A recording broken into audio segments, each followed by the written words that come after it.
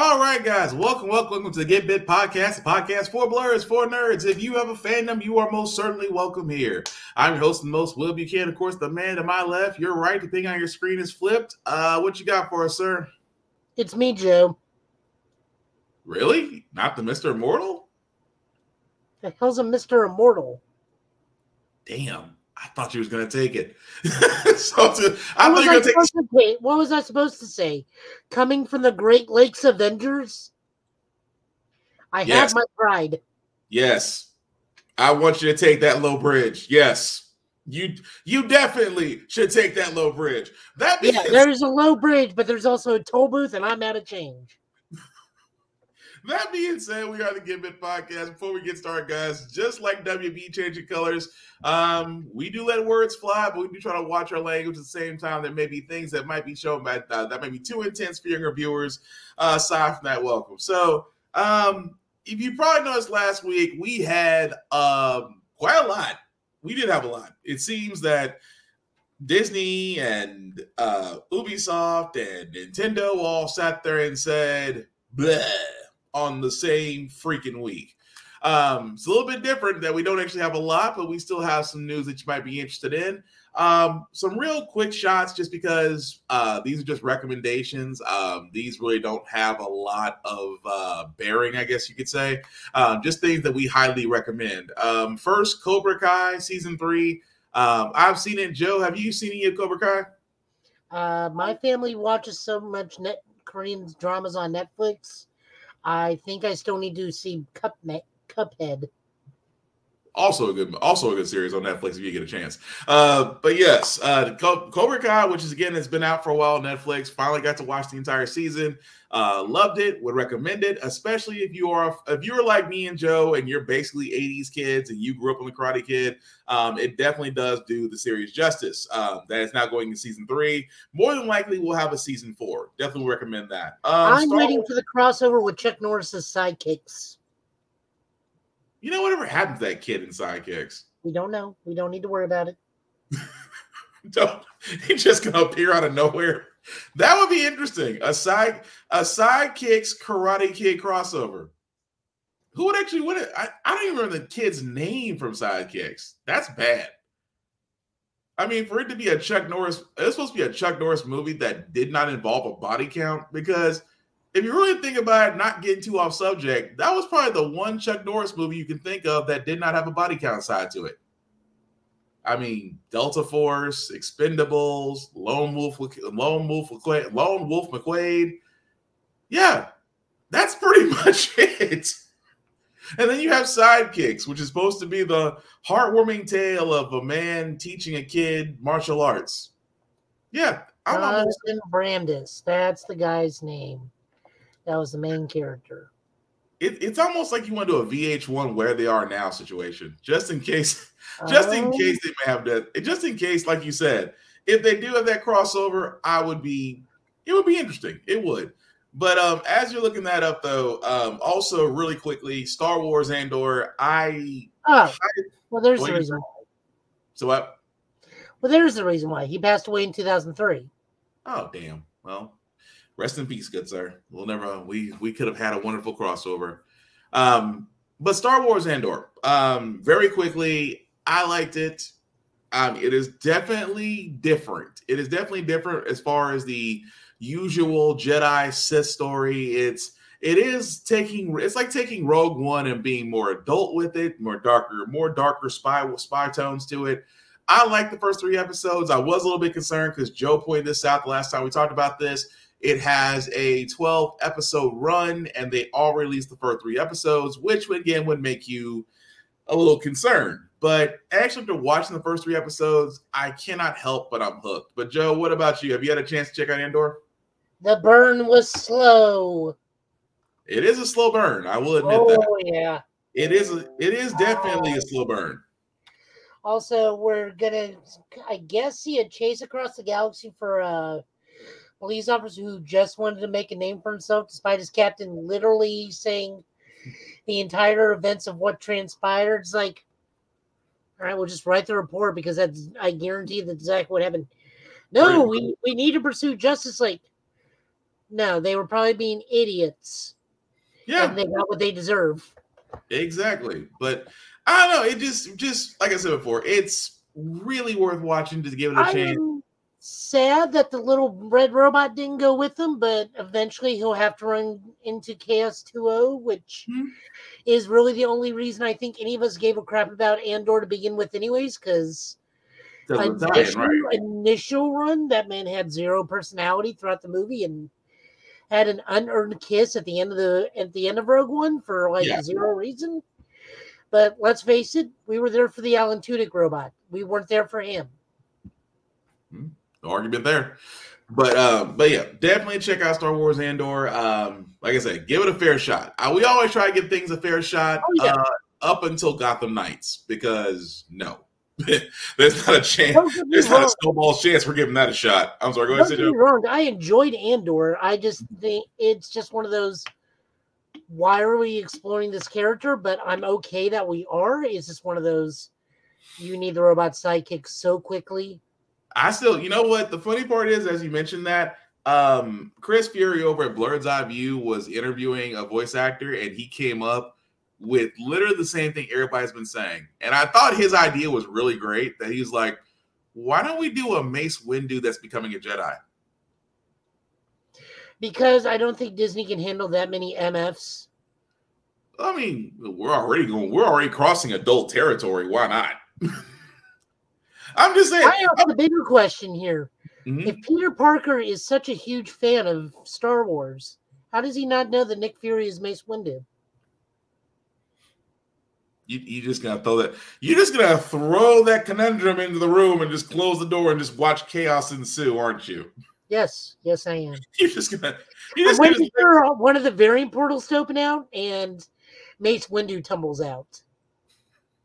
We've already established that Star Wars is one of the branching realities for the MCU, because we do see the fight go through Mustafar.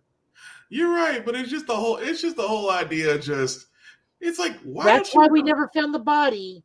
He went into a Doctor Strange portal. I mean, you did never. I always say it best. You never saw Mace Windu's body, because I think Kevin Feige actually did. Not Kevin Feige, but the one over Star Wars did say Mace Windu is still alive.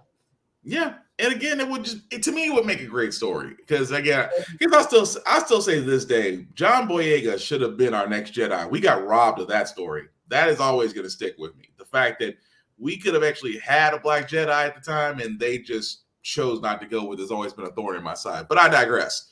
But that's really just the quick stuff, the quick reviews. We just want to get out the way. Like I said, it was things that we recommend that you watch and go from there. Also, some other quick news, as I was telling other people that they shouldn't have to worry about this, especially on the DC side. Titans got renewed for another season, and Doom Patrol got renewed for another season. And all I can sit there and say is, I told you so.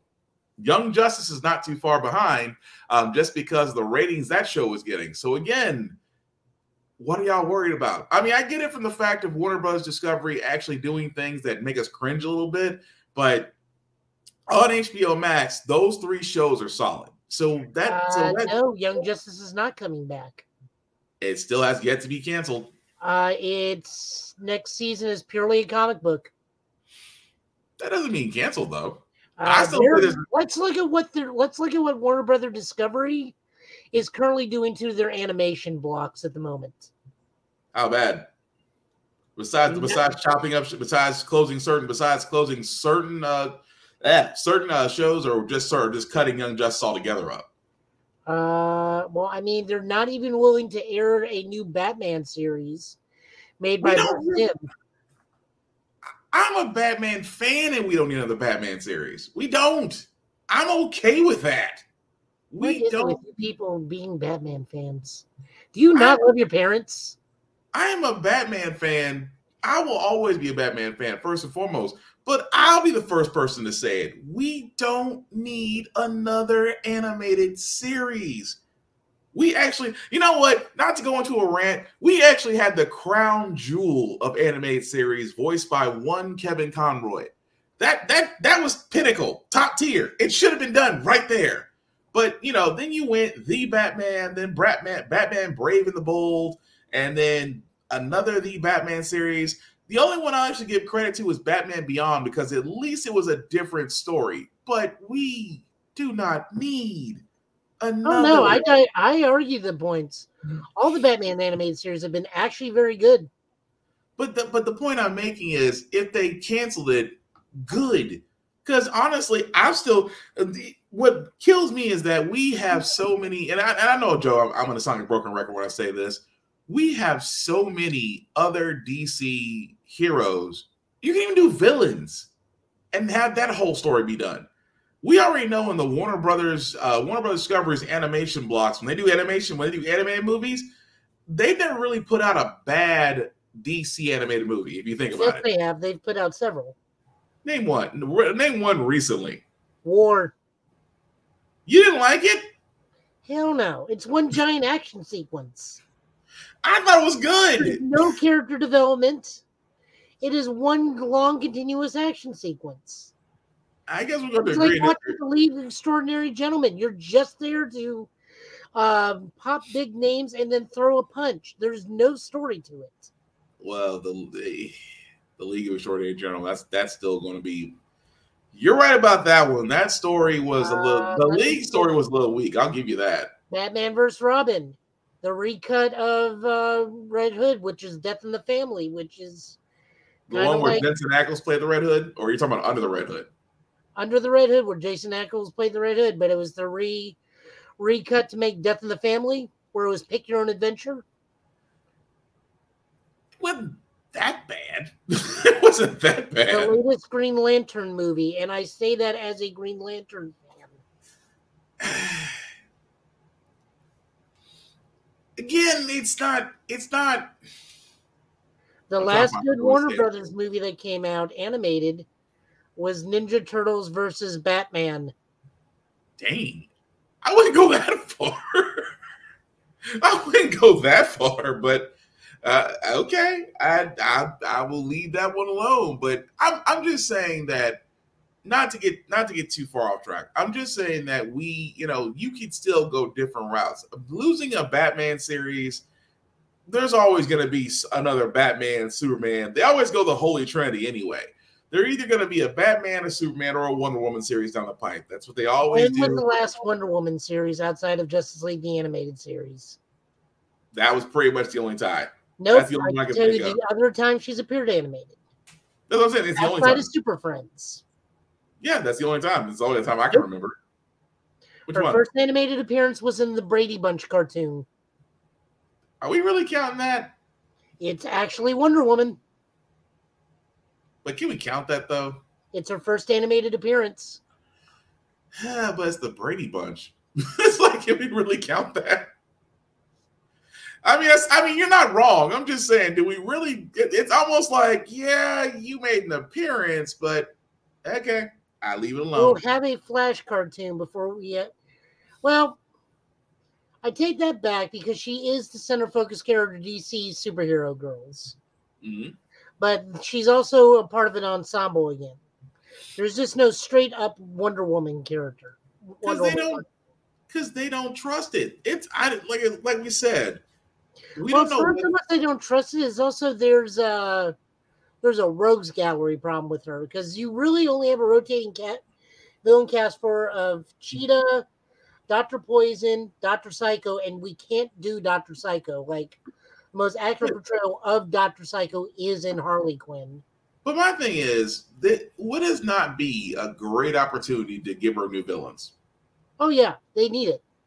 I would argue that. Just because I would argue we take some of the villains that were lesser used, like Livewire, the Rocket Rider chick from Superman. Yeah.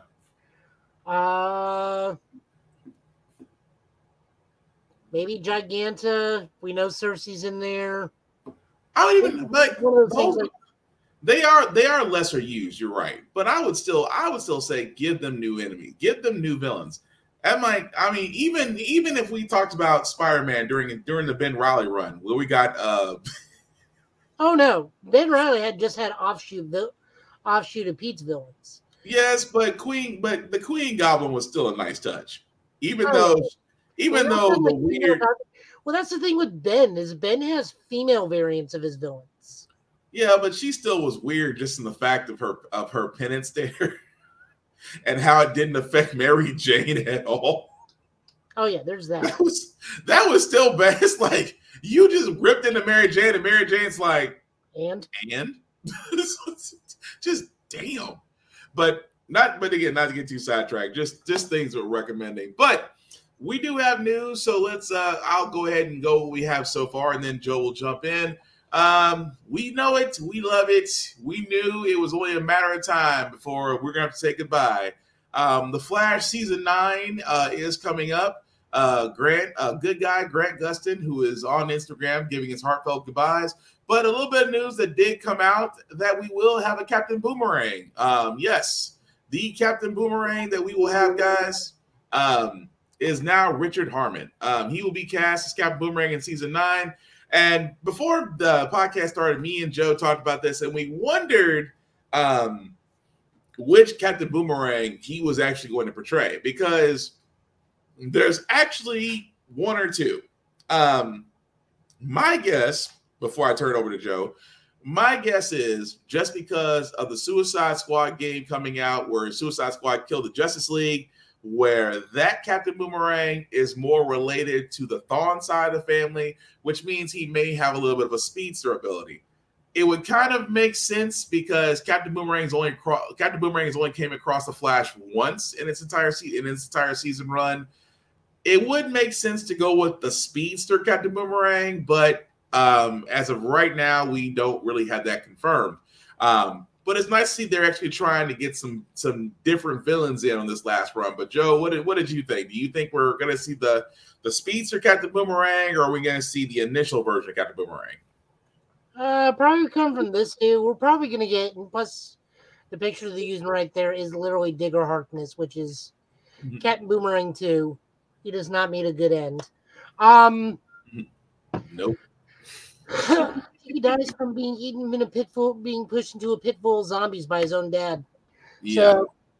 So, anyways, I'm digressing. Judging from this dude, he's probably going to be Digger Harkness. He's going to be Captain Boomerang too, meaning he has very limited super speed. Yeah. Which again, I wouldn't mind. It would kind of fit. It would be different for the Flash. And honestly, the Flash could use it. I mean, really, truly, the Flash could use it. Don't get me wrong. Flash seasons, and again, this is my opinion. You know, everybody has their opinions about seasons of the Flash. Still, my favorite seasons of the Flash were seasons 1 through 3. But I think that was just, now granted, that was the top tier of the villains that you had. That was the best storylines that you had. But after season 3, it just goes downhill. Why are you shaking your head, Joe? Because I know 1, 2, and 4 are the best ones. 3 is just super sad Barry in an exosuit the entire time. He is literally Spider-Man 3 Peter Parker. But 4 was just, 4 was the battle with 4 was the Thinker. That's why I said it was terrible. The fact of how they did the Thinker, and that it wasn't a speedster. But the whole build up to how they beat him was just, yeah. Actually, I take it back. Season 4 was a prime example of what you do when you have great build up but terrible execution at the end. Because it almost made the Thinker make it look he was unbeatable, and then at the end, that's how you beat him. Are you kidding? It was a letdown for me. That's all I'm saying. But again, not to go into a tangent, because I'm trying to avoid tangents right now. But that's actually going to be the casting for Captain Boomerang. Let us know in the comments. Will you be watching Flash season 9? I know I will. I know Joe will. Just because, you know. What is it, Joe? I said I agreed to nothing. Joe might slip up and watch it. He doesn't. I will probably only watch the Cobalt Blue episode, which will come, just to see how they handle. I'm your twin brother, Barry. I have been the whole time. I've been here. You're not wrong though. But we'll definitely be giving our reviews of that once it comes around. And also, on another note, we are so close to October, and October is pretty much the anime season. Starts up for a lot of things. My Hero Academia, Jujutsu Kaisen, yeah, Black Clover. Fire Force unfortunately got pushed back. Chainsaw Man will actually start next month. Oh dear God, the Witch from Gundam, the Witch from Mercury starts up next month. I know I'm missing about 3, Joe. I know I'm missing about 3 other animes that are all coming out in the month of October. So I know I'm still, but what I'm saying is, guys, next month, as Joe is trying to find the other animes that I missed, October is going to be October, November, December. All right, October 1st. So next Saturday. Yeah. My Hero, Spy X Family Part 2. There we go. That's the one I'm missing. Next Sunday, Gundam Witch from Mercury. Right. Next Monday, Golden Kamui comes back. Yep. Mob Psycho 100. That's the 2 Part 2. Yeah. New season of Welcome to Demon School, Aruma-kun. Still haven't watched that one. The following weekend, Blue Lock, which for those of us who are unaware, that is Kuroko's basketball, but with soccer. You actually need to go back and watch that one basketball anime. But go ahead. Bleach: The 1,000-Year Blood War, October 10th. How did I forget that one? Chainsaw Man, October 11th. Yep, covered that.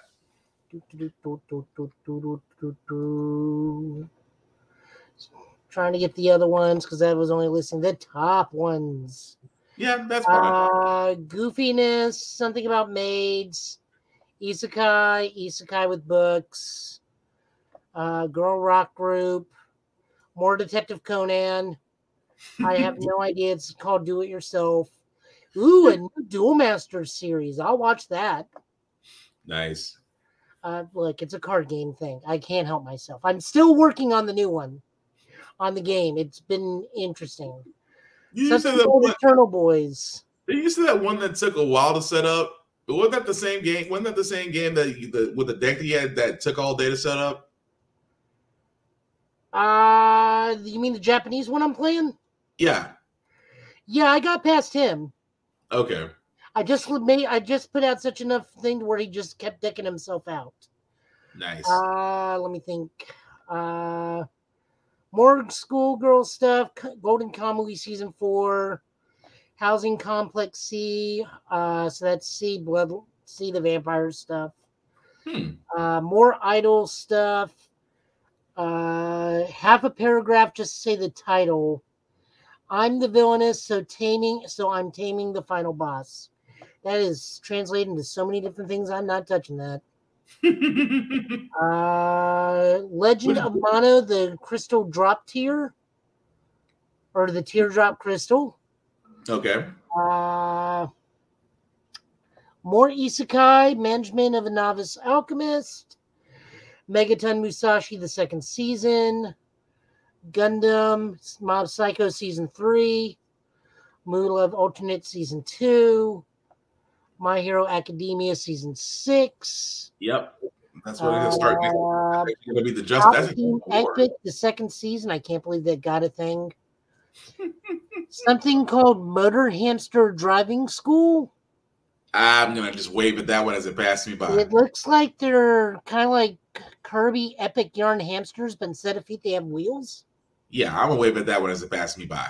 That's a children's one. That's okay.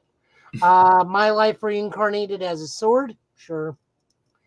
Digicarrot remake for the Reiwa period. Something called Renai Flops. I may actually look into that. That looks decent.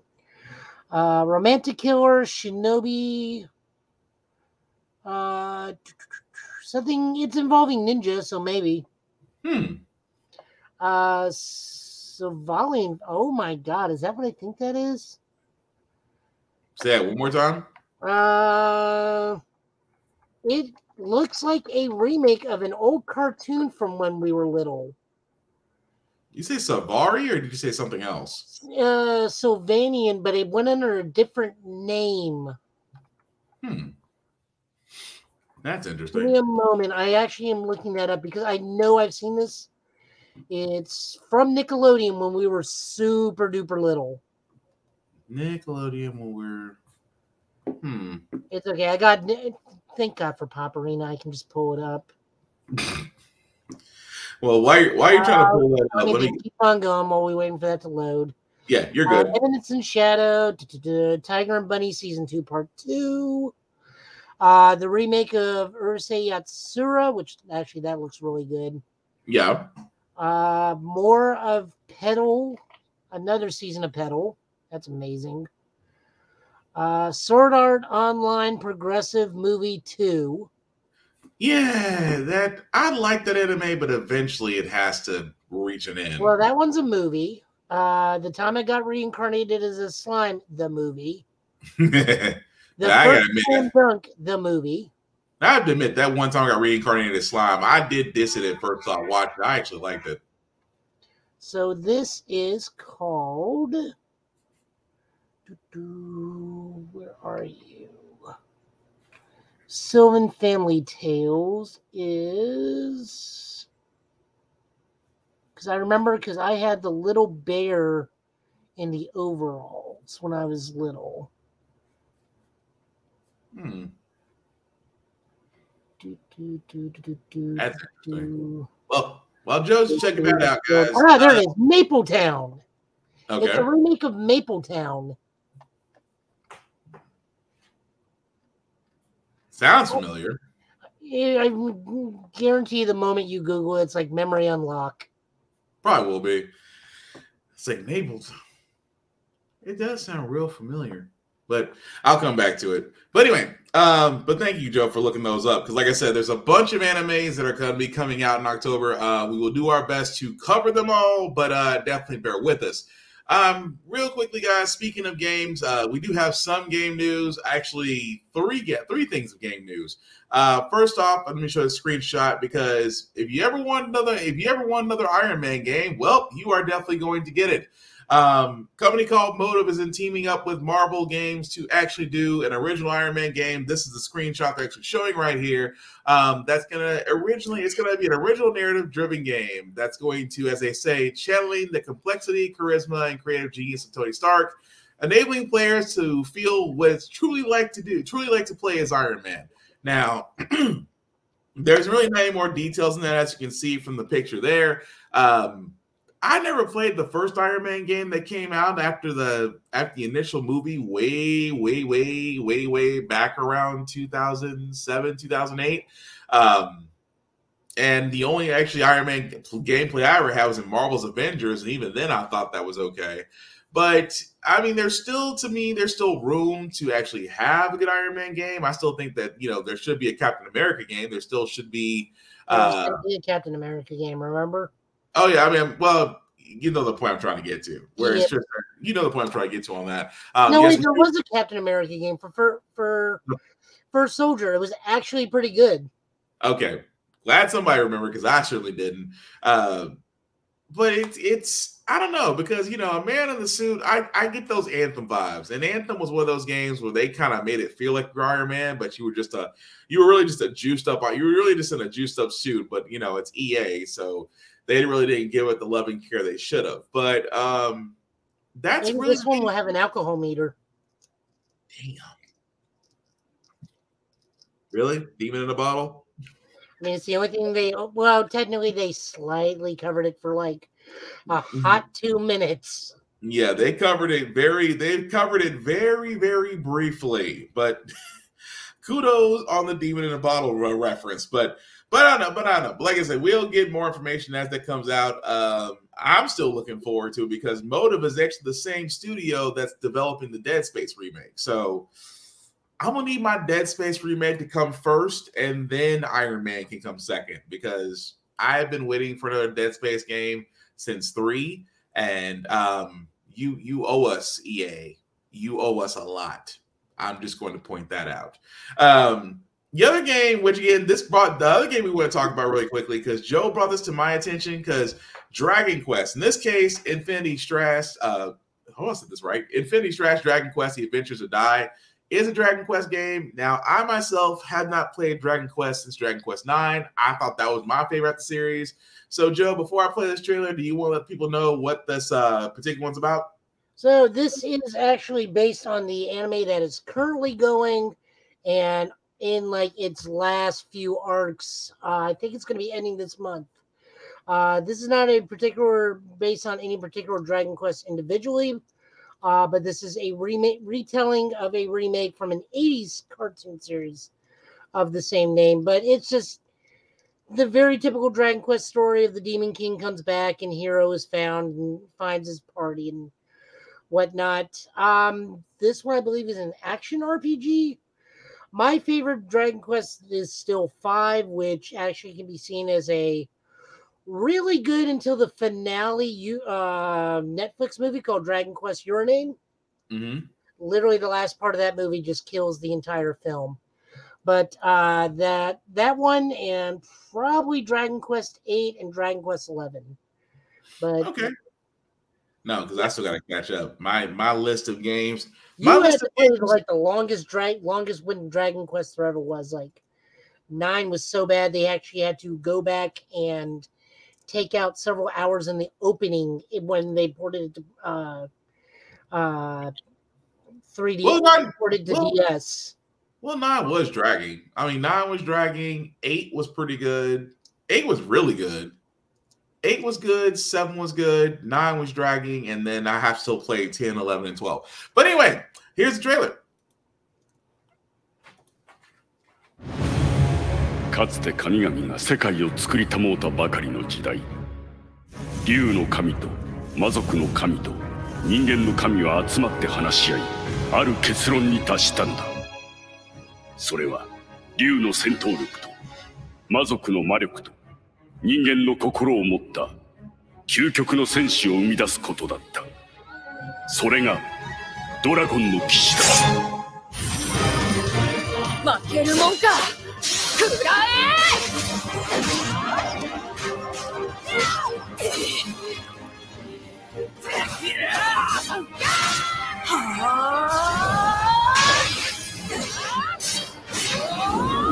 これでも食らえ。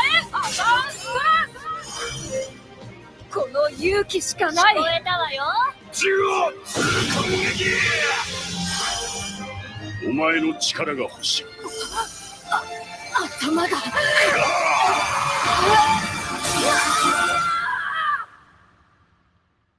行かなきゃ。誰かが僕を呼んでいる。そうだ。俺は大だ。火炎大だ。燃え尽きろ。回復ね。超魔区別皆殺しにしてやる。会いに来てくれるわ。決めてやるぜ。これでとどめよ。最後にしよう。死んでも負けるわけにはいかん。このクソガキが頼む。お前を倒す。うお、ギガブレイク。先生の技がどれだけすごいか。ぶちかわせたい。終わりだ。オーバーストラッシュ。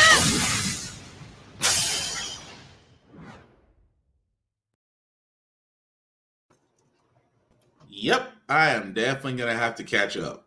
That was actually the trailer for Infinity Strash, Dragon Quest, The Adventure of Dai, and I just realized I'm going to need to catch up. That's available on PS4, PS5, Nintendo Switch, and Steam. Release date to be determined. But what are you going to say, Joe? So this looks like it's covering the first half of the series because it certain characters are not in certain forms. We have the aforementioned Dai, who is the main character. The magician's name is Pop. The gun wielder medic is Mom. Mm-hmm. And the guy with the sword is Hyunko, who all of them have different forms later on in the series. As I said, we are going to be covering at least up to the first half because the main character is named Mistvern. Mm-hmm. And Dark King Vern is also the true main villain, but that's the whole thing. I noticed we're getting the Champions Tower, so that'll be something fun. I have got so catch up. A combat style somewhere for Very unusual for a Dragon Quest game. This is more in lines with it looks like a Tales game. Because it's more action based rather than just straight. Here are the portraits of your characters. Here's the thing like most Dragon Quests are. Yeah, most Dragon Quests are usually just the side scroll kind of the RT. Yeah, it is kind of more of an RTS classic JRPG where it's your four characters on one side. Yeah, and whoever you're facing the other side. This one is very clearly you're going to be able to play as possibly all four, maybe Crocodile, because like he flips side midway through the show. Yeah, that's not a big spoiler. Like you see it coming from a mile away. But no, I'm definitely gonna have to catch up. There is a lot I've missed, but also another game. Also, really quickly, guys, before I lose my mind, Joe, what did you think of the Jujutsu Kaisen Zero movie that's available on Crunchyroll right now? Oh, it was a bunch of fun. Well animated, very nice storytelling, giving a lot more in-depth looks at the upperclassmen. Mm-hmm. The only thing I kind of felt that was not needed in the movie was the other school making like a real quick appearance for no reason. Like, yeah, I can see that. Really need that. Like, okay, there's that one. There's Toto. There's the gun girl who fights Nobara. Yeah. Like, I could have done with that. Like, let's cut to this one individual alleyway for a good 5 minutes. Like, I want to go back to Gojo beating the crap out of one dude disrespectfully. Can we just have a larger fight of that? No? I got to hear about someone's Christmas special? And now Goto's got to be back in about 20 minutes back to his television? You're not wrong. Anyway, Joe, I'm echoing Joe's sentiments, but if you've not seen Jujutsu Kaisen Zero, it is available on Crunchyroll. We both highly recommend it. We don't really want to go into spoiler territory. Like I said before, it's really worth watching, and of course, the anime itself will return back this October. So the other thing we need to stress about that too is that this serves as a prequel to the series. Yes. This does not have any of the standard series characters outside of Gojo and the teachers. Right. This sets up an additional character that will be probably coming on later in the series. If the way they're going, probably season 3. Yeah. He comes back. We do get to see more of what the teachers do. The lady that's really concerned about the money, the white-haired lady with the giant axe, I want more of her. Check it out. I'm trying not to laugh right now. Check it out. Also check it out. Talking about briefly, I did actually have tried the Disney Dream Valley, which is, as I said, the thing, Disney farming. How was it? It's not bad. I got Wally to be my friend. The bad part is the character design makes your character look like you are ready to be put in the Chinese film market. Like, you are just that pretty of a person when you go to Disney. It's like I tried making myself look just as normal as I possibly could. It's like, are we talking Korean boy band? I can't. There's no way about it. Is it Studio Ghibli or is it? Oh no! I said exactly what I said. My character looks like he belongs in a Korean boy band. I even tried to make him like shorter and a little bit fatter. It's like he will just be the slightly fat one in the Korean boy band. So you're that lost BTS member. Yes. Like you are ready for the Chinese film market. You are that.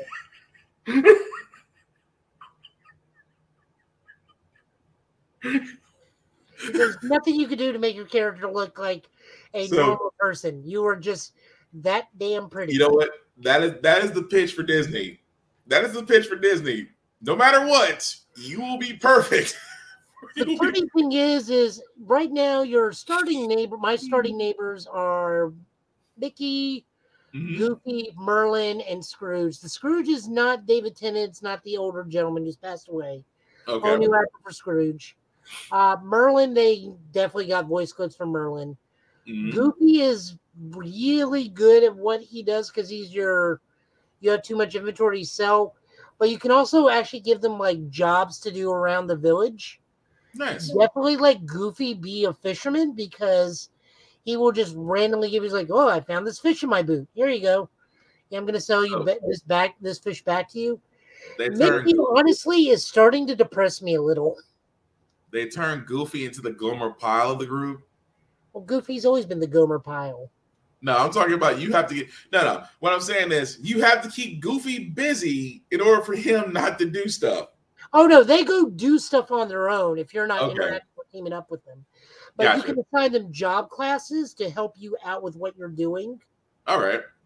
So, but like I said, Mickey is starting to depress me a little bit. I'm really getting tired of him talking about Minnie.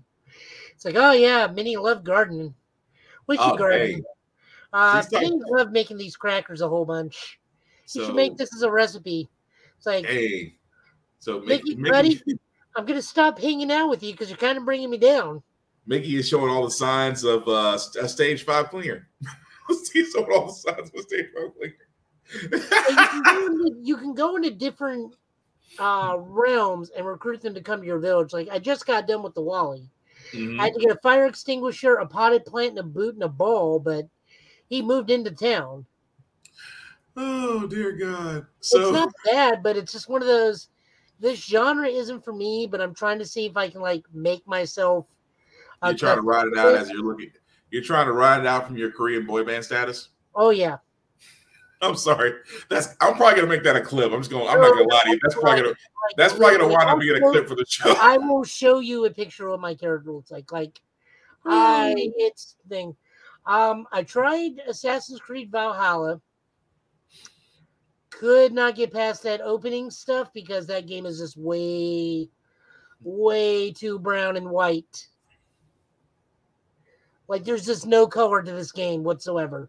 Oh. Yeah, I guess from the initial start of it does. And it took me 40 minutes to learn how to drive the boat because I couldn't tell she was on the back of the boat or the front of the boat from the way she was standing and the way the boat was working.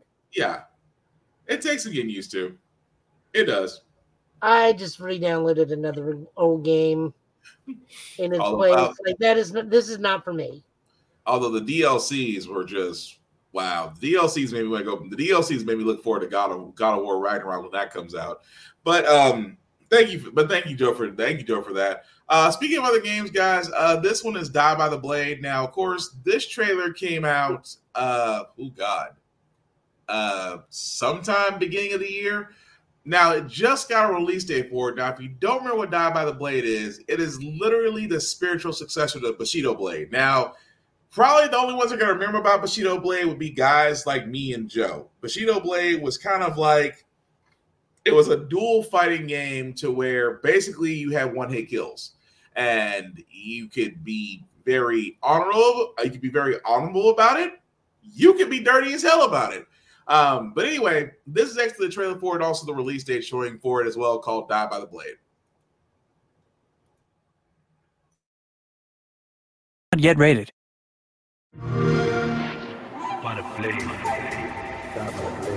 Times I've seen close shaves. One hit is all it takes. If I swing my sword and I figure it ain't, but I hope you don't die by the blade. Take on planes, helicopter motion. Me or you, I don't rush for the grave. Gotta pay for your mistakes. But fly when you enter the fray. I had some bags in the mountains. Take minerals straight out of earth. Italian job, I'm counting. It's like Cooper's cave, I'm burst. And a family wealth's outstanding. Man, no one know my worth. Step forward and break that curse. This path I've had since birth. No, you can't live life unaware. Bare man paralyzed with fear. Bare tears, fight or flight, over here. Split second, gotta make my choice. Been a fool if you really believe that everyone here's on peace. Mariana Trench is deep.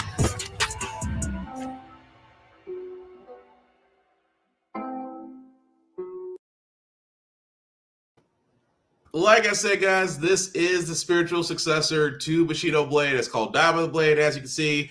Will be an Xbox exclusive November 3rd of this year. So I'm definitely looking forward to it just because it's been, and correct me if I'm wrong about this, Joe, we haven't had a game like Bushido Blade since then. as far as a one-hit kill, as far as a one-hit kill. So first off, I sent the picture of what my character looks like to the group chat. Oh, I'll get that. That's definitely going up.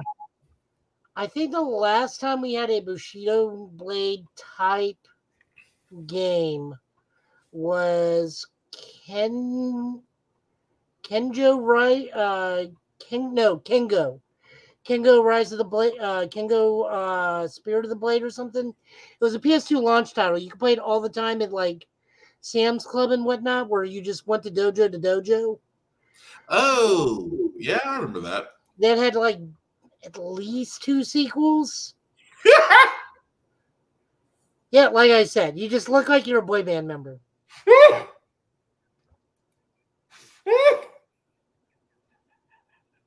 You can't not be pretty in this game.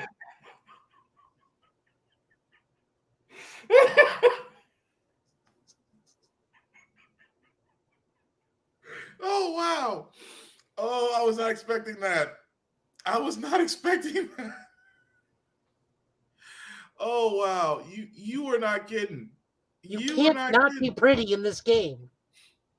It's like you threw every curveball you could at it, and then just sat there and said, okay, so we're just going to make you a boy band. You are literally the missing member of PT. I couldn't even be part of Monster X. Oh, God. Now, I have changed outfits and added some stuff to the characters. Now I got aviation goggles, normal t-shirt, and jeans, as opposed to what appears to be my life as a bartender. Oh, God. You look like you should be taking barista orders. I know. I'm sorry, Joe. I'm sorry. Don't apologize. I know what that looks like. I'm not arguing with you. Like I said, you can't not be pretty. The Disney princesses will not interact with you if you're at least this level of handsome. Oh man. Oh man. So no, like we're saying, the last thing was like Kenjo. Honest to God, looking at this thing, why would anybody not choose the Naginata? Like, you have the range, and they got to get in close with you in a sword, and since this is a one-hit kill game, all I'm going to do is just throw out the jab that pushes the blade forward. Forward. Yeah, before I remember that trailer, though, they were talking about parry and countering, but technically Bushido Blade didn't really have... we had a parry button. I'm sorry, they didn't have counter. It didn't have counters. Yeah, we had the counter. It was called playing the guy with the gun. Huh? We had counters. It was called playing the character that had the gun. Yeah, it was kind of a house rule. We were playing, you couldn't get that guy. Just because there's no defense against it. It's like as soon as you cling, pow. It's like, what fighting style is this? Dishonorable. I mean, dang. But no, I'm looking forward to that. Also looking forward to this as well because I have to thank Joe for bringing this up. If you are a fan of Lupin the Third, Amazon of all places is going to actually be doing releasing the next movie for Lupin the Third called Lupin the Third versus the Cat's Eye. Here's a trailer. ほど知ってんなら話は早い。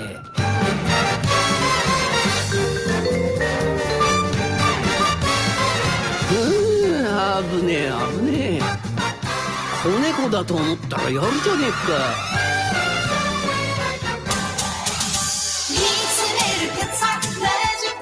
さてとパーティー開始よ。あなた誰なの？遊びじゃねえっつってんだろ。 猫は死ねない。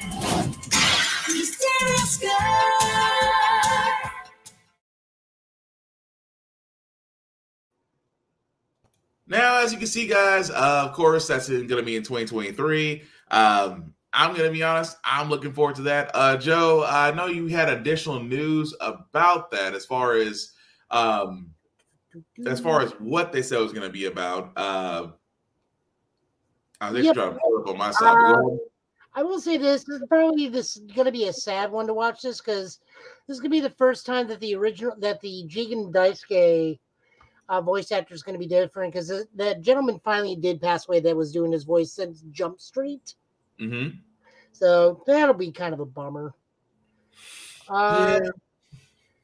In a statement, Cat's Eye manga author Tsukasa Hoja said Lupin III is a work by a senior who I have been reading since I was in junior high. I wondered what kind of reaction Monkey Punch-san would have he been around to see this collaboration.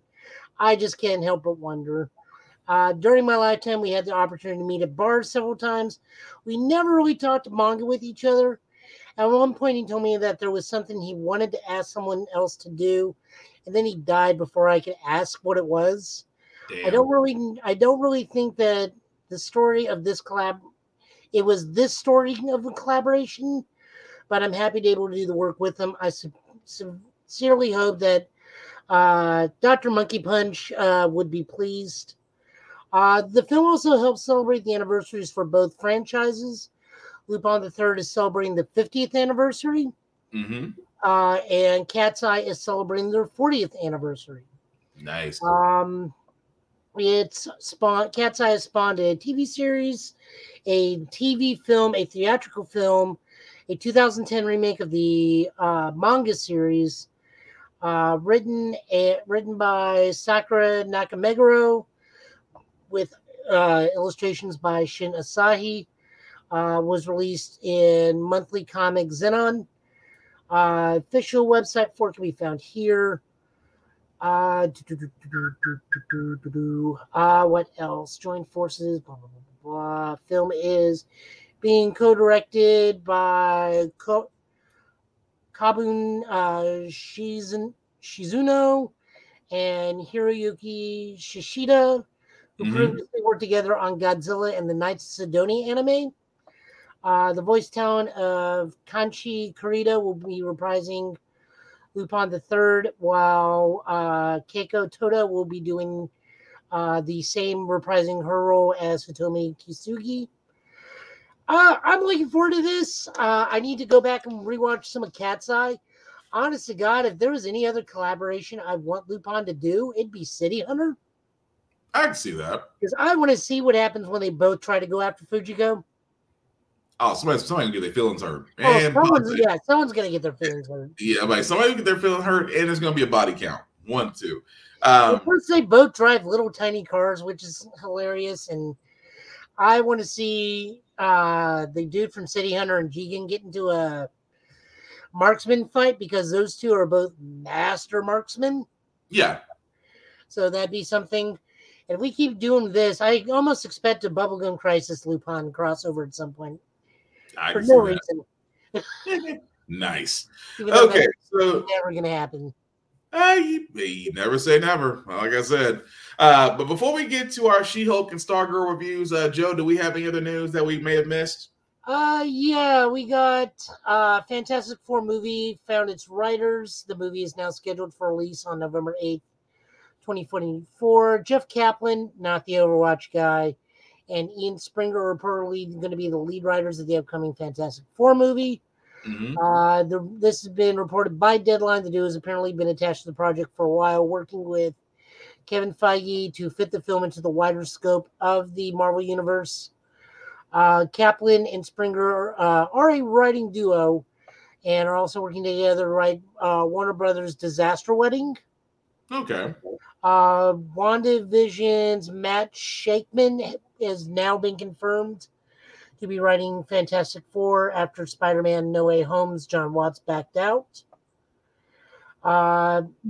It's also reported that Shakeman, Kaplan, and Springer are aligning their visions for the movie ahead of production, meaning the writers and the director are all going to get on the same page, because it's really important that they get the first family right.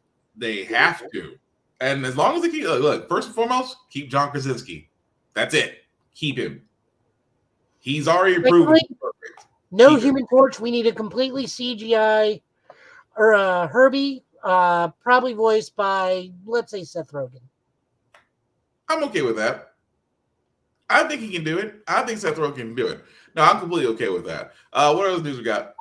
Breaking news was that James Earl Jones is officially signed over to Darth Vader's voice rights, officially retiring from Star Wars after 45 years of doing the role. As a loyal servant of the dark side, sir, I salute thee. Jones assigned over the voice rights to his character over to Lucasfilms and Respeecher. Respeecher is a Ukrainian company that uses archival recordings and AI program to create new dialogue for voice performers that have either aged out of the roles or have passed away. This method is used to recreate the voice of young Luke Skywalker for the Book of Boba Fett and to mimic Vader's voice, which is now aged out of it for scenes in Obi-Wan. Okay.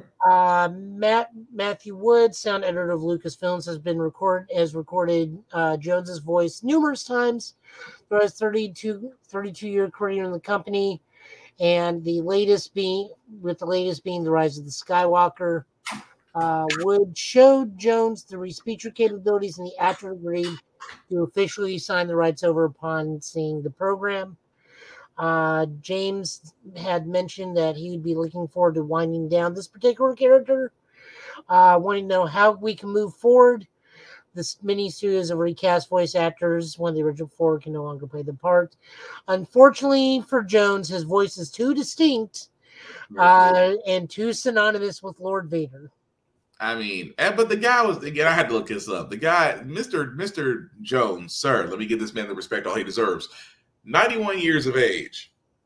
I mean, the man is Vader. Let's call it what it is. The man is literally the voice of Vader. He is one half of being known as Vader. Yeah, we're never going to get that iconic voice anywhere else. I mean, it's just like Lion King. You cannot reproduce Mufasa. And you definitely cannot reproduce Coming to America, because, you know, that voice of his has always just been, that voice of his has literally just been a presence of itself. So definitely want to salute Mr. Jones, because, again, I get it that you should enjoy the fruits of your labor. And like I said, loyal servant of the dark side. It has been an honor and a privilege to serve the Vader. Yep, they even say that 1977, he was only paid $7,000 just to do dub over of David Prowse, who's the suit actor for Vader. Dang. Well, $7,000 in 77 is probably pretty good. Yeah, during the 70s, $7,000. Well, not due to inflation, all that stuff, but I'm pretty sure it's a pretty big number now. But it's better than what's going on with Jujutsu Kaisen. Supposedly, the dub actors were only paid $300 to do the dub work. Yeah, they did. Again, voice actors, voice acting in unions, it definitely does matter. But what else we got, Joe? I'm wondering what he's going to be doing in that Lion King thing. That's probably going to be his piece de resistance. That's probably going to be it. We've learned that his dad is a white lion. Mm-hmm. So his dad is actually Kimba? Cue the outrage! I'm kidding. Go ahead. No, seriously, I think that's what's going on. I think Disney's so tired of us pointing it out. There's like, fine. His boss's dad was Kimba, which means Kimba helped give birth to an evil tyrant. There, leave us alone. We finally said it. It's almost like we finally said, "Are you happy now?" Or as we used to call him back in the Blockbuster days, Leo the White Lion. Right. What else do we got? I have got to stop looking at graded comics from Rick's Comic City. But go ahead. What's the matter? No, I was getting the promo for Rick's Comic City, and I saw something that said graded comics. I'm like, my wallet said no. Oh. Let me think here. No, Collector's Blu-ray Edition is going to be boasting 90 minutes of bonus content. Jurassic World finally got $1 billion globally. No, they were going to wind up getting that. They were going to wind up getting their money out of that. Henry Cavill is been fan casted as Captain Britain. Actually, I'm down for that. Yeah, either that or Hyperion, one of the two. One of those two. Like, it needs to be an allegory of Superman, just to like rub it in the thing. Like, it has to. If DC just gave him the producer credit that he's been asking for, this would all be solved. It really would. It really would. That's all he wants. But if you just give him the producer credit, this would be the end of it. I guarantee he'd be signing on so fast.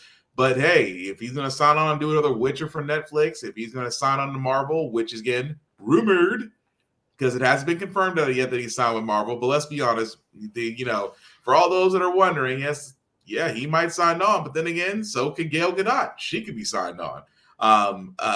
Giancarlo Esposito, we know he's signed on, but we know he's rumored to want to play Professor X. That's cool. I'm okay with that because he has the range to do it. But again, all rumored until otherwise confirmed. But again, DC, you could have just saved us a whole buttload of problems and just gave Henry credit. Give Henry Cavill, the producer, credit. Just saying. What are you gonna say, Joe? There's a possibility that Werewolf by Night's runtime has been surfaced. Someone has let out that it could possibly be a 52-minute long special. I'm okay with that. That's fine. As long as we get Moon Knight. Yeah. As long as we get Moon Knight, and just to be in the spirit of it, I just like as long as Oscar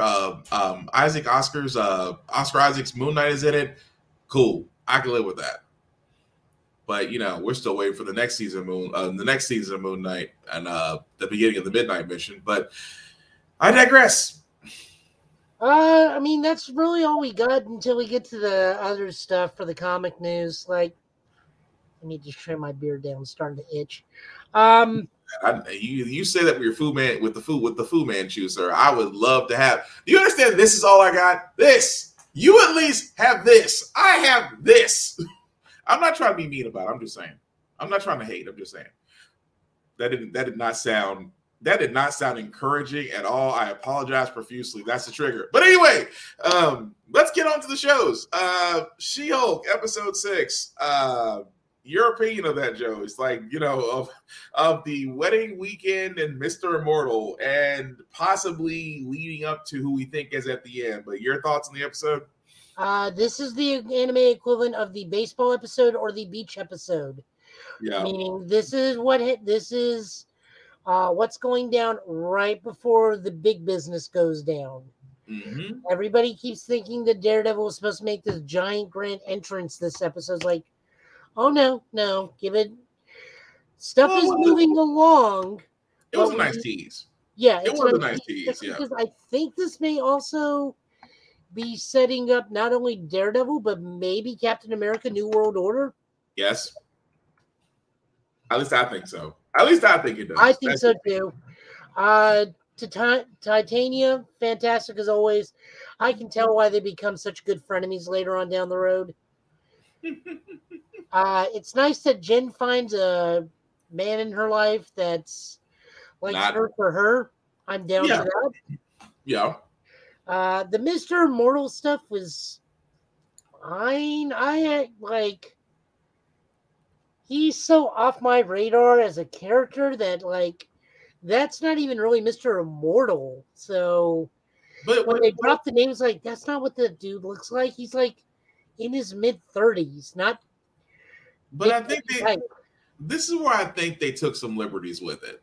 It's just because as soon as they said the name, I'm like, really? Mr. Immortal apparently he's trying to dodge his marriages. He's trying to dodge each of his marriages and jumps out the window and kills himself. I'm like, which they didn't believe. I'm like, you're running a superhero division. And if a man tells you he cannot die, is it really beyond the pale until you actually see it? But the one thing about that, though, is I agree. It didn't fit. And you would think for a fourth dimension show, the Mr. Immortal angle didn't fit anywhere. It's like, so at the end of the day, you wind up paying out to all these people or giving them what they want. That felt like you were just filling up time, is what it was. Well, I mean, it gives something the law firm stuff to, because remember, this is supposed to be a law firm based comedy. So I mean, yeah. Nikki is already a very well established character. So is the other one, who I can't remember her name right off the bat. Mariah. Thank you. Mm-hmm. So I mean, it gives them something to do. The whole whatchamacallit wedding thing, it went about as well as the Harley Quinn wedding episode. We all saw that coming. Like I said, I like Titania. I wonder what she'll be coming back. And then we got the setup for what is going to be like the big business. of what's going on. It just kind of depends on who the main bad person is. I'm calling it. It's the leader. I mean, yeah, it could be the leader. It could be Kingpin because we got Daredevil going on and Kingpin wanting to get the blood for some reason. Yeah, but related to what's going on with Bruce, we don't know. Yeah, well, Bruce is still on a starship. We know where he's headed, but we don't know what the outcome's going to be for Bruce. But with it only having 9 episodes, we're at 6. So that means there's 3 episodes left. So that means that every other episode... All 3 are going to be Daredevil stuff. Yeah, either 2 or 3. But I think we're bound to see... If we don't see him in episode 7, then episodes 8 and 9 are going to both be about him. But I'll even go as far as saying that we might actually see another superhero. We might actually see another superhero tie-in somewhere else. So if we're going to play it like this, we are going to get introduced to Matt Murdock this episode. This after-credit stinger, or the finale will be Daredevil. Yeah. The next episode will be purely Daredevil. And then the finale will be purely She-Hulk. I can see that. But She-Hulk and everybody or every guest character that's come, because we have not seen the scene where Abomination is walking around with the swim trunks and the white polo shirt. Yeah. Well, he didn't went off with his coven, if you will. He has that was still weird but funny. So I'm not surprised by that, but I still sit there and say we are going to see Daredevil up here. But my guess is that the leader is going to be revealed. If the leader is going to be revealed, then I think that Sam Wilson's Captain America is going to make an appearance somewhere down the line. At least that's my guess. Just because you have 3 episodes left, we already know these next 3 episodes are going to be watched heavily. We already know they're going to be watched heavily. But I yeah, waiting for them to drop like a name at the end of the thing of like at the finale. It's like, Jen, there's a Mr. Howlett here to see you. I can see that. But no, I'm funny considering the Hulk Wolverine thing. Which again, we would not surprising, but of course, as much as we want to wish it, they're going to guard X-Men until they're ready to go with it, and whatever. More stuff like the sneaker collection he has Wolverine, Cyclops, and Deadpool sneakers.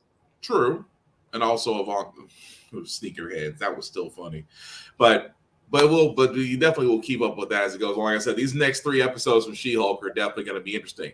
The other show as well, guys, Stargirl, which came out, Frenemies. I think we're on episode 5 by now. What are your thoughts on that one, Joe, as far as, the reveal at the end, of course, Starman trying to be a better superhero? Well, it explained why he's alive again, so that takes out my theory. My new running theory is that it is Cindy, but it is not Cindy. So it's all 3 go. No, I think Dragon King is like taking over her body. Okay. Because you keep seeing her mess with her arm. That is true. And the whole time, scales, a single scale had been found, but I agree. The Norton thing was fine. It's whatever. I mean, we're leading to that fight anyways, or we're going to lead to a brief fight, and then the truth's going to get revealed, and he's going to turn on his grandparents. I don't know. The whole thing about his powers and that Courtney's helping him, and that it kind of feels like something's going to happen where he's going to turn against Courtney. My opinion. It's going to be something's going to get revealed or said that's going to make him turn against Courtney. He becomes the ice pick. But, I mean, it was okay. I mean, in CW, you're going to have to have some corny, cheesy teenage angst somewhere in the midst of it. That's what the network is for. But the fact that, Dragon King sharing the same body as Cynthia, I thought that was interesting. I still laughed about Sportsmaster and Starman, having a John Wayne moment. It's like, that was still, I'm sorry, having a Clint Eastwood moment. And I was like, he's like, look, man, every time you whoop my ass, I drunk a beer and I just watched Clint Eastwood. What are you watching? He's like, oh, you ever watching Outlaw Josie Wales? Really? It's like it's almost like a Step Brothers moment. It's like, did we just become immediately cool with each other? Yes. But no, it was a good episode. Kind of looking for, hopefully it picks. I still want to pick up a little bit more in episode 6, but again, no issue with it. Supposedly it will, because I'm already seeing set 6 previews, and I think Jade's back. Oh shit. Okay, cool. So at least that gives us something to look forward to next week. So again, guys, for all those that are watching, let us know what you think of everything that we talked about, as well as your reviews of the shows, also anime as well, because I do see Joe's queuing up his comic book pull list. So let me go ahead and get that up, and whenever you're ready, sir. So honorable mention goes to Radiant Black. This is issue 18, just codenamed Yellow. Mm-hmm. He's looking at focusing on the Yellow Radiant's life, and a very bizarre way of reading. Timeline-wise. You can either read it timeline-wise, or you can read it page by page. Mm-hmm. I literally went to Twitter and asked the writer, Kyle Higgins, like, how do you read this? Because I literally, when Joe told me about this, he said it's difficult to read. No, literally, it's difficult. And when I saw it, I was like, oh, okay, so doing it, it's parallel timelines. I said, Doctor Who will be proud right now. Oh yeah. I'm sorry, Joe. Go ahead. No, I mean, that's pretty much it. It's just like covering Yellow's life as a young man, a middle-aged man, and the old man that he is now. Mm-hmm. It's just hard to like kind of read. So this is written by writers Kyle Higgins and Lawrence Holmes, artist Stefano Simon, and ink is it's just flat out artist. So art and ink is by Stefano Simoni. I guess we'll pronounce it that way. Not a bad book, just literally hard to read. Yeah, and just this parallel-wise, it was different. But I still liked it, though. We did get news from the Radiant Black Twitter that Inferno Girl Red's artist announced, I'm officially done drawing this book. Okay. So we'll be getting Inferno Girl Red the trade soon. Okay. Can't wait for that. Next up, we're covering Nightwing 96. This is written by Tom Taylor with art by Bruno Redondo. The reason I am not showing the credits page is the credit page is the finale, which ends this arc and also sets up the next arc. But we have this wonderful page to go with it, which is just beautiful. Beautiful use of the mocking joke of the Comics Code of Approval. Because basically Batgirl outs Blockbuster to his minions, and his minions just immediately turn and just start doing this. Oh, the drop-off. He didn't even move.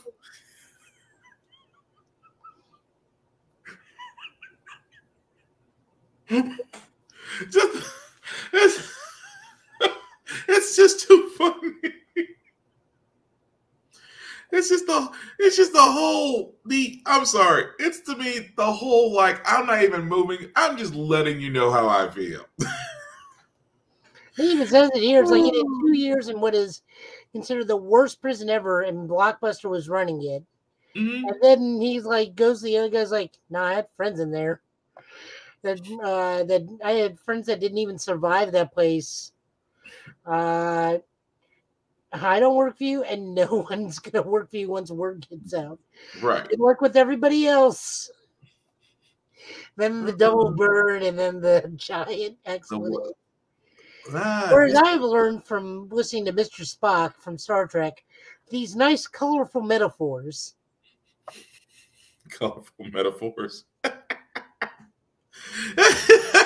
Oh, it's a metaphor, right? Oh man, that was beautiful. I will say this: the fact of how they got away with it was beautiful, but still, that was funny. It was truly funny. This right here, someone just needs to crop this and make this their Facebook cover photo. Oh, they'll find a way. Somebody will. Oh yeah. Moving on over, we got Flash 786. This is a Dark Crisis tie-in. Mm-hmm. This is written by Jeremy Adams, art by Monkey Nahupan. You guys will have to work with me here on these names. With Jeremy Cox and Peter Pentazis as colors. This is the Flash family returning from their little shtick, dealing with Pariah, meeting up with the JSA and the Teen Titans. We had a wonderful reunion with our man and his wife Jessie finally. Green Lantern, Jay, and Max Mercury all get to chill out.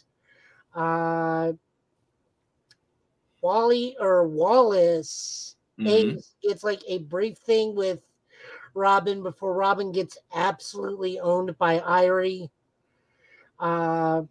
Jai just immediately starts crapping on the fact that Roy wears a hat. Yeah. And Linda just continues to make Mr. Terrific her personal slave. Mr. Terrific is literally doing the law of self-preservation right now. That's what he's doing. That's the law of self-preservation. But go ahead. And then the team-ups just keep happening. Like, it's real fun. Some notable ones are Jai and Power Girl, because Power Girl teaches Jai how to do the sonic clap. And it turns out that Jai is much stronger than Power Girl.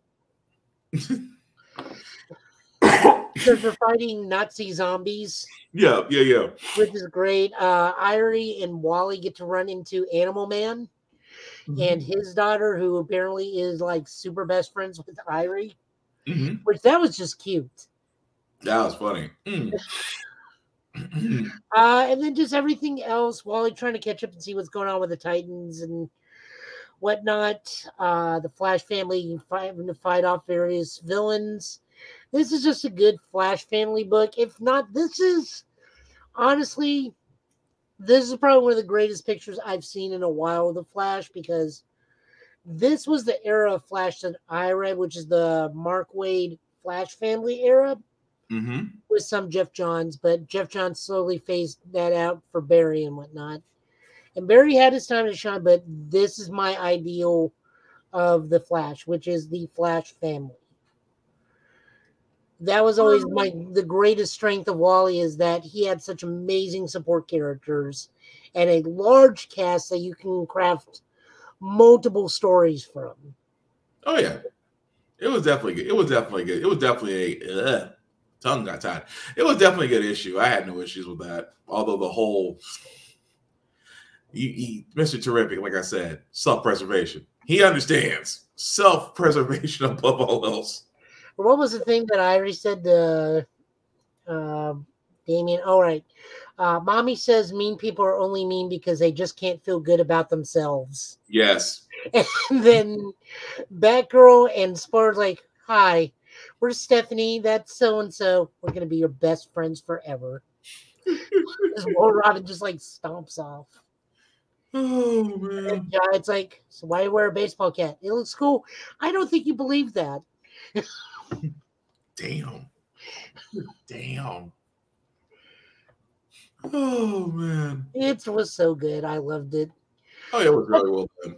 Jumping over to Marvel, we get the 30th issue 30 for New Mutants, written by various writers via Leah, Alyssa Wong, Alex Lins, Jeff Shaw, many more people. This is celebrating the 40th anniversary of the New Mutants and also Deadpool, because Deadpool came out during New Mutants, a little bit after, but close enough to where 40 years is about right for Deadpool. I think he's like on his 38th anniversary. Yeah, let's go 38. Give or take. Because he came out like somewhere towards the back end of New Mutants. Yeah, let's go 38. 38 sounds about right. Yeah, 37, 38. This is written by Vita Leah, Alyssa Wong, Alex Lins, with art by Alex Lins, Emma Kubert, Roberto Pronghi, Antonio Flavia, Jason Loon, Justin Mason, Brian Valencia, Jeff Shaw, Nolan Woodard, So we're just getting various things because Roberto da Costa, this is probably taking place either right before Vengeance, or this is happening a bit after Vengeance. I think it's before because Ileana's still in her black suit. Mm-hmm. And we have seen from the Midnight Suns that has happened after, because Ileana's got her gold suit there. So now we're able to track a bit more of what this is. So this is right before Vengeance. Got it. And this is just Roberto Costa getting his friends together because he hasn't seen them in a while. And we talk about old stories from everybody. Oh yeah, that was a flashback. It's like, oh yeah, let's nothing wrong with flashback issues. This was definitely that. And then in the back end, we get to see what Deadpool has to do, and he is lifeguard over the younger New Mutants, which is Karsmar, Anoi, Crania, or Cerebella, Rainboy, and Gabby, also known as Scout, where Deadpool is just supervising the children, and by supervising, he's allowing them to play the knockout game with each other. Pretty much. And told them, cheat as much as you want, winner gets a prize. The original mutants stumble upon, and Gabby's trying to hide her prize because it's a belt full of grenades, which is very appropriate for Deadpool and Gabby because it has been previously established by all new, all different Wolverine, written by, I want to say, Tom Taylor. I might be wrong about that, though. But it has been established that Gabby and Deadpool are super duper best friends. And then Magic eloquently kicks Deadpool out of Krakoa, even without her giant magic anime sword, as Deadpool points out. But Deadpool also reminds them, I can walk through the gate at any time. I am a super for realsy member of X-Force now. Right. Which also leads into the upcoming Deadpool #1 book. So I enjoyed this because I have a huge affinity for New Mutants. They are my personal X-Men team. Mm-hmm. The stories were hit and miss. I'm not going to lie. We do finally get an explanation for the pink-haired era of Karma, which that's cool that they talked about it. Apparently, some troubles in Burning Man. Other than that, the Deadpool stuff was fantastic. Deadpool and Gabby are a fantastic duo. A lot of focus on Wolfbane. I will admit Rain is not particularly my favorite New Mutant, but I see why she always takes forefront because she's one of the more successful characters, having popped up in several other teams. Roberto Costa's thing, Danny Moonstar's thing. Mm-hmm. Not a lot of magic in this. I think she just pops up midway through. I kind of was hoping we'd have like significant stories for each of them or team up stories, but I enjoyed it. But again, this is me being biased. No, I got it. It was nice to actually get some background because there was a couple of those. Ones in the New Mutants I didn't really know how they came to be as far as being around each other. But no, it was still a good issue though. It was a how can I put this ever so nicely? It was a good change of pace versus what we're used to. So no, it was a great issue. I still kind of wish Rod Reese was doing the artwork because his art for the New Mutants is amazing. Mm-hmm. But take what we can get. As long as Vito Leah keeps writing the book, I'm down. Yeah. Moving on over, we got a new book. This is called Exterminators. I did put in there, this is recommended for mature audiences. This has a lot of language, a lot of drinking, a lot of partial nudity. Disturbing effects count in comic books. Violence, and as said here, your favorite mutants acting like complete dumbasses. Mm-hmm. This is written by Leah Williams, art by Carlos Gomez, especially the combo of Dazzler and Boom Boom, because Boom Boom is just a battery for Dazzler. Pretty much. Dazzler has a bad day because she finds out her boyfriend cheats on her, and it's just a girls' night out that slowly turns into we gotta fight vampires, and then somehow, some way, it turns into let's fight a cult of vampires. That with was just popping up at the end, a fun departure from the normal X books, especially with everything heavy going on with Vengeance. Covering at least one of my favorite New Mutants, Boom Boom, who's one of the later editions. It's always fun to see Boom Boom because she always reminds you that the mall rat teenage girl of the 80s still exists somewhere.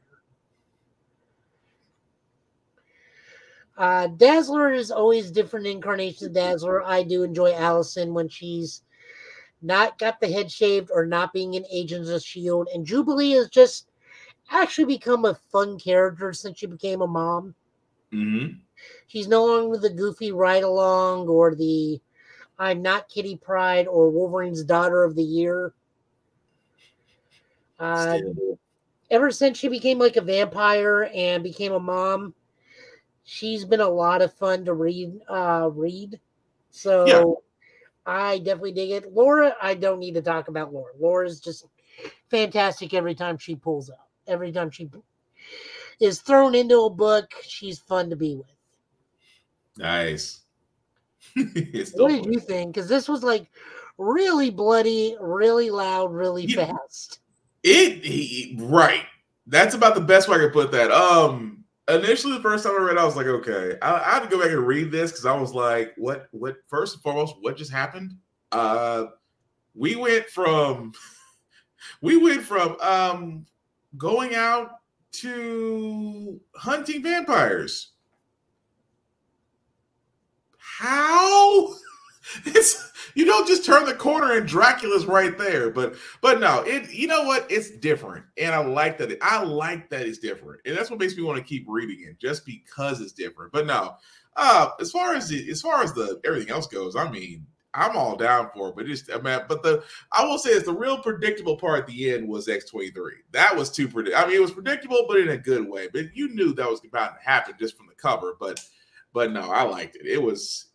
That whole transition killed me for a second. Like, how did we get right here that freaking fast? But no, I liked it. Well, this is only going to be a 5-issue mini from what I understand. Which I'm okay with that. Having a girls' night out being a 5-issue miniseries is definitely fine. I mean, the only other person they could toss in the group, which is equally violent, is Magic. And she's pulling like quadruple duty right now. So, like, they have her in Acts of Vengeance, they have her in Standard X-Men, they have her in Strange Academy, then they have her in Midnight Suns. Yeah, she's definitely going to be pulling double duty. Also, side note, we are not reviewing this, but I will say, I did read Avengers 60, which is part of X. We learned that Clint Barton is quite possibly the most worthy man in the world from the Celestial. Oh, that was still funny. Did you actually read it? I didn't get to read all of it. I got the part where you mentioned, but I didn't finish it. Nah, I just was skimming it. It's like, okay. Moving on over, we got Judgment Day number 5 from Kieran Gillian, art by Valerio Shahidi, with colors by Marty Garcia. This is just fighting that Celestial who has condemned the world to die. Captain America tried to save as much as he could because the blasts could not penetrate his shield, so he survived, but the people he was holding could not. Still, there are survivors. One of them even tries to comfort Captain America, and so why did they? It's like, so why do you feel you? It's like, because I tried to strive for an ideal that no one would follow through with me on. Oh yeah, it was definitely a Cap moment where Cap actually it was a Cap moment to the where it really wasn't Cap, but it still involved him somehow. Where you have someone coming to him and saying, "Well, dude, if you give up, we're all screwed. Oh yeah. He's like, if you give up, we're all screwed. And he's like, well, I believe this. I believe in the principles that America could change and that America didn't, and I feel like I failed it. And of course, you see Nightcrawler come out of nowhere. It's like, Cap, we could really use you right now. He's like, yep, gotta stop feeling sorry for myself. Let's do this. Nightcrawler also proving he is one of the best superheroes in Marvel. But no, even that's not enough. Nightcrawler and Captain America are swiftly dispatched by the Immortal, as are most characters. Yeah. I want to say even Thor might. No, Thor is not. Thor got roasted. Thor got roasted. I don't know if he's dead or not, though. No, he got roasted, but he's not. They never say if he was dead or not, but he definitely did get roasted. We definitely know Icarus was killed because the Celestial did to him what he did to himself in the movie. Yeah. Just flat out what happens to almost every Dragon Ball Z movie villain. Right into the sun. Not every. Well, I mean, 2 for 2. You're not wrong, but good. And then it's just kind of a downtime. We're at the low point of this series, so I am wanting to read this in a trade, honestly, like a huge, complete trade.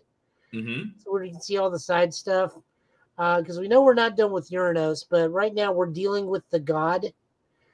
And the God is still, the God is past judgment, but he's still not convinced about some certain things, and I want to see where that goes. And then a very confusing rebirth happens. The mute's like, we need to bring Scott back. It's like, look, Scott's great and all, but we need a better leader than Scott. We need to resurrect X. And then something happens which makes zero sense to me, but I gotta also remember we're reading a comic book, so I'm just gonna let that one pass and fly. You got logic. Yep, don't need logic in this one. We'll use logic. Oh, you know what? I'm with you. There's nothing else that needs to be added to that, except I completely agree with everything that Joe just said. I completely agree with him. Nope. So recommended. This has been fun.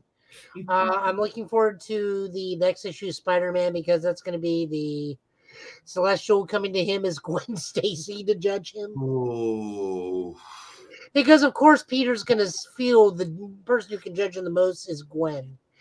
It was interesting in the Avengers book because the one that Clint felt that we would judge him the most, you thought was Natasha, but the Celestial was just using Natasha's body as like, well, I got to pass to somebody. Turns out Luke Cage is the one he feels most judged by, which I find that weird. I thought it would be Steve. You would think. I still laughed about Dr. Doom is still my favorite. Just admit that Reed Richards is smarter than you. It just turns around and walks off. He laughs. He walks off. He passes himself. I concur. Just the level of have the same confidence as Dr. Doom when the progenitor asks you if you just admit that Reed Richards is smarter than you, you will be saved. And just walk off. Oh, man. But no. Where else one is also funny is like, I show up as Spider-Man and give him a thumbs up. Miles gives me a thumbs up back. He doesn't know any difference. But it's still funny that it's like he still passes. He's confident. He is confident in his mentor. He still passes. But the whole thing, who else? The kid with the homework. I'm not a monster. It's like the kid can finish his homework the other day. I am not a monster. I was like, there's a line? There's a line you won't cross?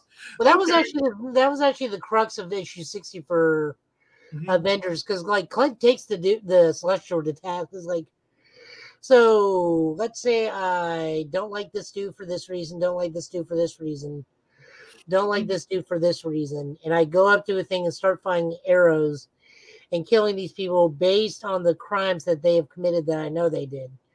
Do I pass or fail? It's like, what is your baseline? God. Oh, man. I mean, it was pretty fun. Both books. The only reason we're not covering Avengers 60 is because we got a limit and we got a time limit. We got to try and adhere by. Yeah. Other than that, looking forward to next week. I don't know what we'll be getting next week. I think the first issue of Kamen Rider 01 comes out next week, if I'm not mistaken. Okay. So we will look at that. I'm sure we will find other books. DC may be a little light, because right now all I'm really reading from DC is just very few things. It's mostly Marvel right now. I don't know when Rogue Sun is coming back, but I do know it's a choose your own adventure issue because of magic stuff. Yeah, like I said, I don't know what's coming out next week because it's one of those end of the month scenarios and it's a 5-month thing. So that means there's usually an annual. Okay. Well, no biggie there. But no biggie there. But also we do want to give a shout out as always to the guys that sponsor us. Rick's Comic City guys, if you don't know where they are, they actually have 3 locations. They have it in Nashville, Clarksville, of course, Fort Campbell, Kentucky. They are voted Nashville's #1 spot for comic book stores. As you can see all their socials at Rick's Comic City, Clarksville, and Rick's Fort Campbell, and Rick's Comic City Nashville on Facebook, as well as all their socials. Definitely check them out because I know I do, because there's a spot here called Graded Comics I shouldn't be looking at because there was a few things that caught my eye, specifically the one Superboy 49 that's a graded one that I would really love to get, as well as the Joe Quesada variant Amazing Spider-Man that I would love to get. I mean, they're graded, not signed, but graded, but still want them. But anyway, that's just a snippet of what they have on their website. But definitely check them out if you're in the Middle Tennessee area at Rick's Comic Book City. And of course, if you're not in the Middle Tennessee area, please, oh please, support your local comic book stores. If you aren't able to get to a comic book store, go to your local library. Your local library still keeps up all the up-to-date comics, mangas, animes, and all multimedia. And yes, in 2022, you can still get a library card and still read and watch your heart's content. So, of course, support your local library, support your local comic book stores, because trust me, you are going to miss them when they're gone. But Joe, as we're kind of wrapping this up, sir, anything you got going on this week on the streaming side of the world, or? I mean, I've been streaming some stuff. I tried to stream that Disney Wonderland, Dreamlight Valley thing, then just kind of pieced out a little bit. I'm replaying Ghost of Tsushima on New Game Plus. So I'm just wandering the countryside, killing Mongols easily. I don't mean to laugh at you. I still got the picture up. As soon as you mentioned it, I was like, I still have it. I am not upset that you're laughing about that. Like I said, there's just no way not to look pretty. There's just not. Ghost of Tsushima going on. Yep, there it is. You're right. There's Disney may have figured out. I'm sorry, Joe, not to cut you off. Disney may have figured out how to make everybody pretty. Disney may have actually given us an equal playing field. Now you can make your character somewhat fat, but that still doesn't change the faces or anything.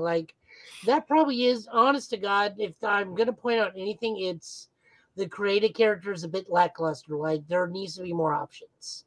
And not to, make yourself look less pretty, but there were just, a bit of limitations with the character creator.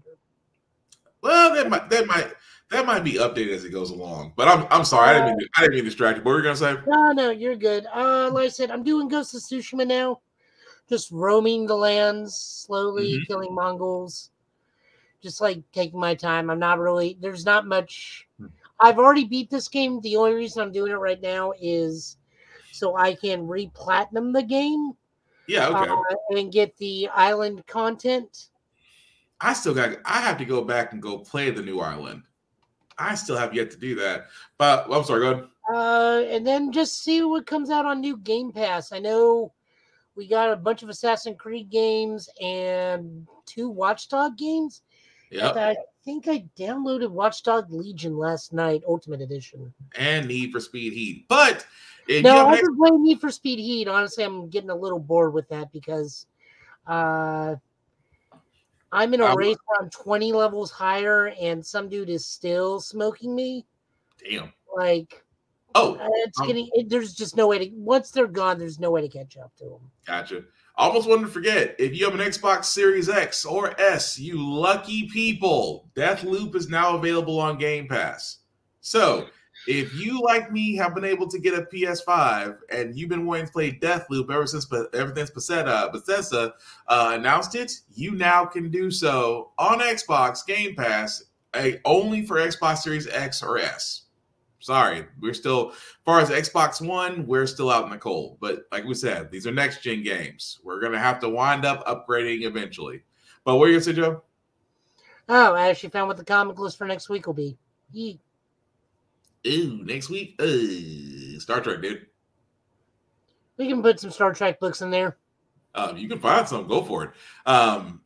Yeah, the reason why I say next week, hopefully, if everything works out, Demetrius, otherwise known as Hellspawn Cosplay, will be joining us as we will be talking about Star Trek, especially Strange New Worlds and Discovery and Lower Decks, and just seeing what we think is going to happen around the pike, especially for Picard. We already know what Picard's going to be.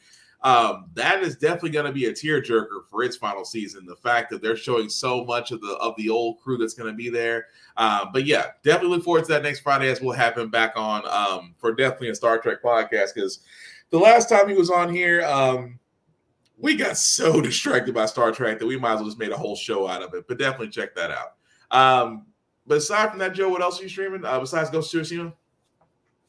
We'll just see what if we come in. Maybe I'll try Watch Dogs and see what that's like. Okay. But for all those that are wanting to know, you can definitely catch Joe, especially on social, especially on YouTube, as you can see there, Total Justice Gaming.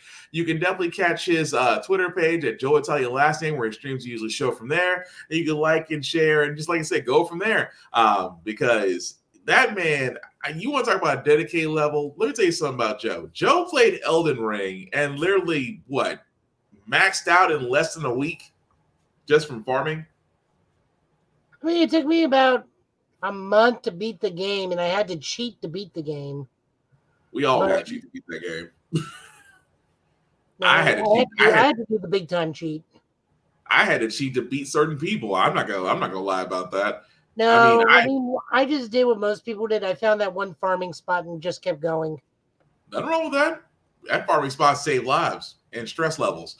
But definitely check Joe out there. Of course, guys, there's other shameless plugging that I would like to do as well, because people that do share for us as well. I do want to shout out to Bird's Eye View for sharing our podcast. Certainly appreciate that. Also, shout out to Vaughn at Big VZA on all socials, and a Big Avon Westman on Facebook for sharing our podcast as well. Definitely check him out on his socials as he is doing his TikTok as well as his making beats again. So definitely check him out, Big VZA on all socials.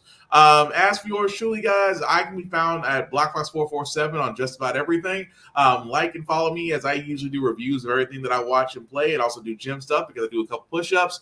At the same time, guys, the link at the bottom, as you're seeing there, that's trolling below us. Let me make that just a little bit bigger. If you copy and paste that into your browser, we'll take you to our link tree. That's YouTube and Facebook groups for all of our podcasts. How the Fact Got Here, Get Bit, of course, the Optimus Podcast. Definitely like and share, let people know. Also, give us your opinions on everything that we talked about, that we watched, whether you liked it, you didn't like it, or so I'll point out some things that we missed. Also, as well, not just on the shows and the video games, but on the comic books as well. Please let us know. Because we do want to keep the conversation going. And like I said, there are no wrong answers in the world of fandom. We're either going to like something, we're either going to all like it, or we're all going to dislike it. But I'm pretty much sure that we can all dislike Zack Snyder. Yes, Geek Salad. Yes, Ari the King. I will not let that go. But like I said, guys, we will definitely be back here. Hopefully, if everything pans out, with Hellspawn Cosplay next Friday, same Get Bit time, same Get Bit channel. We talk everything Star Trek. Aside from that, please take care of yourselves and each other. Check up on your friends. Be kinder to people.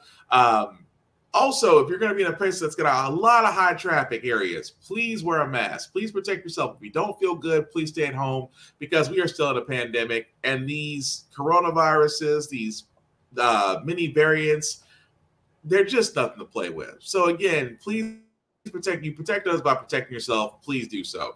Aside from that, we will be back here, guys, next Friday, same Get Bit time, same Get Bit channel. Joe, any last words, sir, before we call it night? No, I'm good. He's satisfied. Although The Mr. Immortal thing could have worked. Or, no, Great Lakes Avengers. That could have worked. I mean, So yeah, what the hell's a black pink? It's a what? What the hell's a black pink, and why do I keep seeing this on my Facebook wall? Black Pink. Yeah. You say Black Pink? Yes. And you got me on that one. We'll find that out. We'll find that. It feels like I feel like we just had a Scooby-Doo segment that just should go off into commercial just now. But anyway, that's gonna do it for us. That's gonna do it for us, guys, tonight. I've been Will. He's been Joe. This has been the Give It Podcast for tonight, guys. Please take care of yourselves and each other, and we will all get through this. Have a good night, guys. Peace. Bye.